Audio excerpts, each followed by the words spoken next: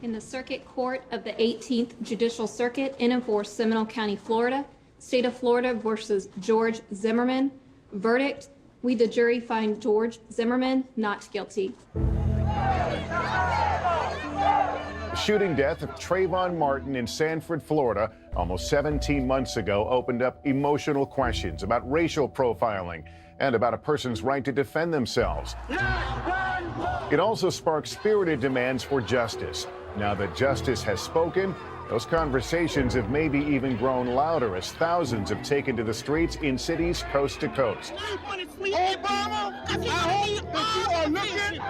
I hope that you are looking. I hope he burned in hell.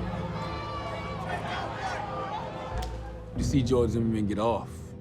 It's like I don't know what more y'all needed to see. That was a tough one to swallow.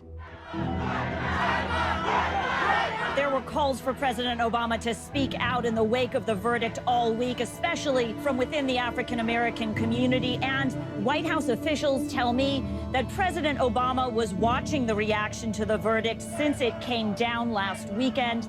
So he surprised us all by stepping behind the podium this afternoon.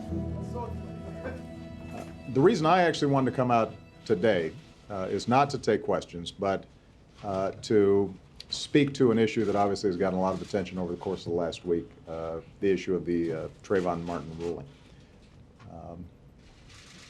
You know, when Trayvon Martin was first shot, I said that this could have been my son. Another way of saying that is Trayvon Martin could have been me 35 years ago. And when you think about why, in the African-American community at least, there's a lot of pain around what happened here, I think it's important to recognize that the African-American community is looking at this issue through a set of experiences and a history that doesn't go away.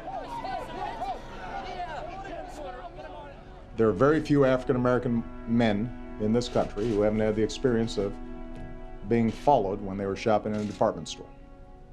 That includes me. There are very few African-American men who haven't had the experience of walking across the street and hearing the locks click on the doors of cars. And those sets of experiences inform how the African-American community interprets what happened one night in Florida. I think it's understandable that there have been demonstrations and vigils and protests,